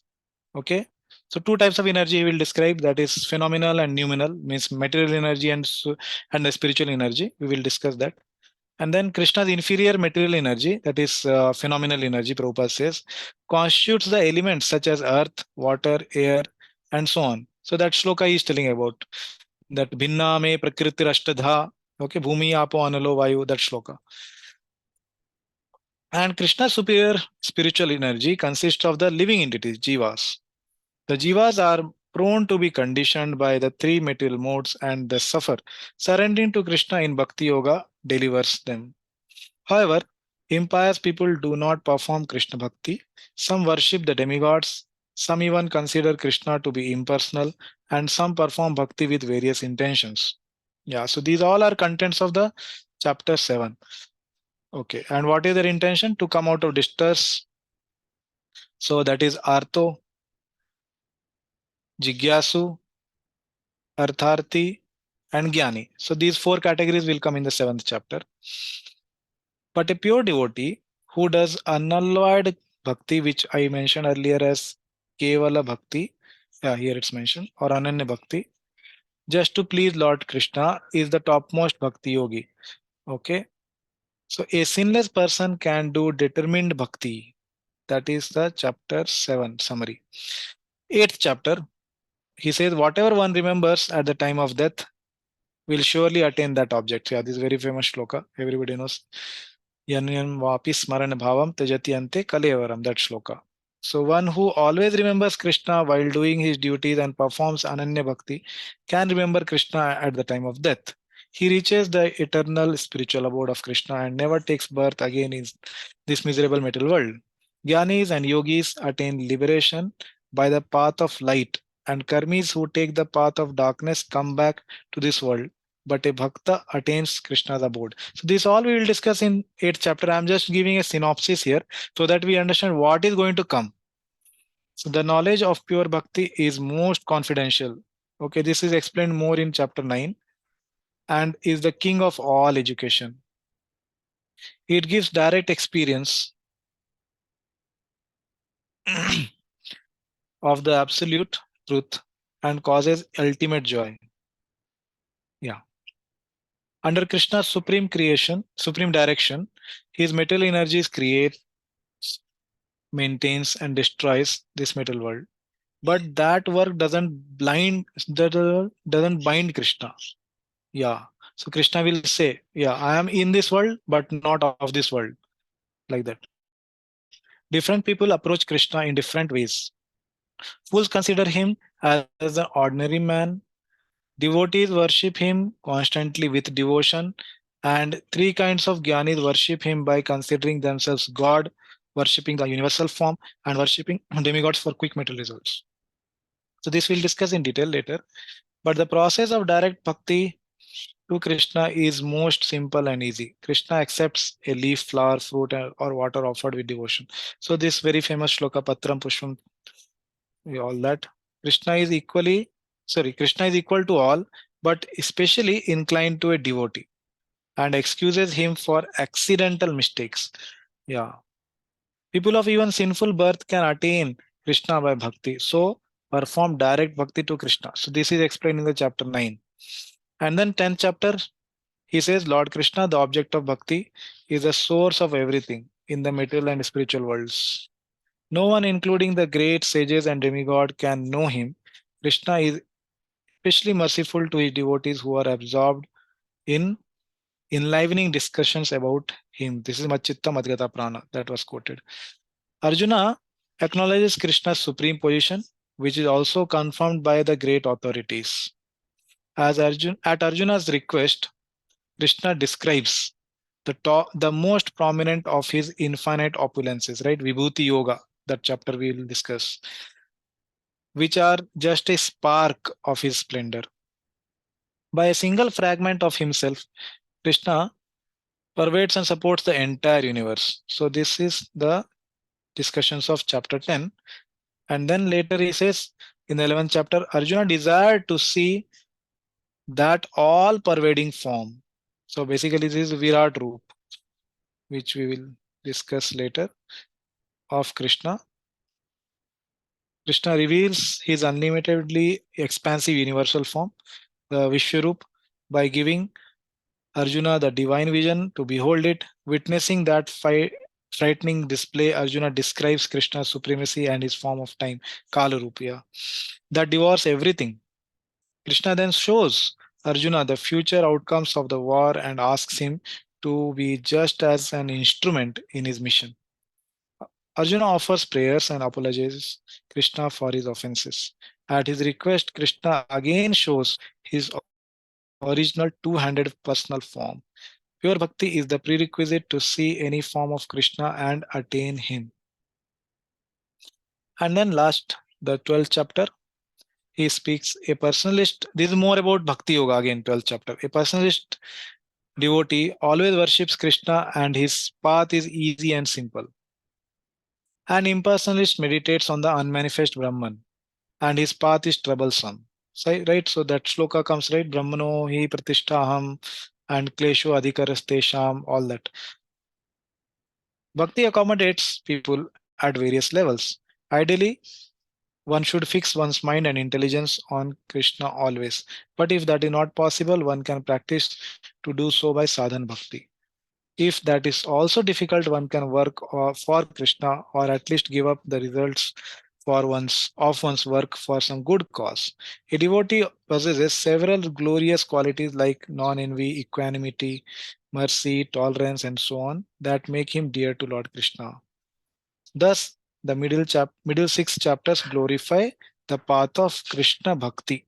In the first 6 chapters, Krishna explains the identity, Swarupa, of the living entity, right? That Atma Gyan is given. In the middle 6 chapters, he speaks of his own identity and the means to realize him. That is Bhakti Yoga. Okay, so that's what I want to share on these first 12 chapters. So we'll pause here and then we will start the chapter 7 in the next session. So if there are any questions on this last part, we can take in the next session. So I hope that all of you will be there together for this next journey of 6 chapters. And I hope that it will be very, very delightful and very nourishing discussions and based on the Vedic evidences and not our Anuman Praman or something which I think or I feel. I will not be sharing that. And if there are any feedbacks, you will be giving openly. And if not, then you will be sharing personally. So I'll be happy to do that. Okay. So I'm very, very grateful and thankful to all of you that there are obviously opportunities to hear from so many senior devotees, and there are so many lectures on YouTube, and we have many senior devotees in Pune itself here who speak on this Bhagavad Gita and all. But somehow we could not arrange many senior devotees for this course, and ultimately you are left with me. And there are obviously other devotees who spoke it nicely, like Rukmini Vallabh Prabhu, Arjuneshwar Prabhu, and future coming devotees. So let's see how our journey goes, and please feel free and open to share any feedbacks so that we can have a good journey together. Okay. Hare Krishna. Thank you very much for being there. Thank you. So should we end, Yamuna Vilas Bro? Yes, Prabhuji. Okay. Anything you want to announce? Anything, sir, regarding exam? Okay, one thing is, yeah, we had planned that we will do the Shloka test. If anybody is ready, can stay back. Okay, we can do the Shloka test. Okay. And I also received few messages that you are not able to give exam for this weekend, yesterday and today. So then you can give it on any other weekend. Okay. Like it may be after 15 days also. I am okay. But keep Yamuna Vilas Prabhu informed so that he can arrange a suitable date for the exam. Okay. So those who can stay back for Shloka test, I am okay. If anybody is there. Prabhuji, Anything else, Yamuna Vilas? I Yeah. think those who want to give exam afterwards, they can only do that until 13th of November, right? Because after that, Yeah. After that, yeah, it will be difficult. Yeah. okay. So 13th is, I think now we have good time. I think 20 days are there. Yeah. Yeah. So we can maybe announce also in the group. 13th November can be last date. Yes. Okay. Okay. Okay. Thank you very much for coming. Okay. So those who are there for Shloka test can be there. We can have. If nobody is there, then we'll end the session. Others can leave. Yeah. Very well. Hare Krishna. Thank you, Prabhuji. Hare Krishna.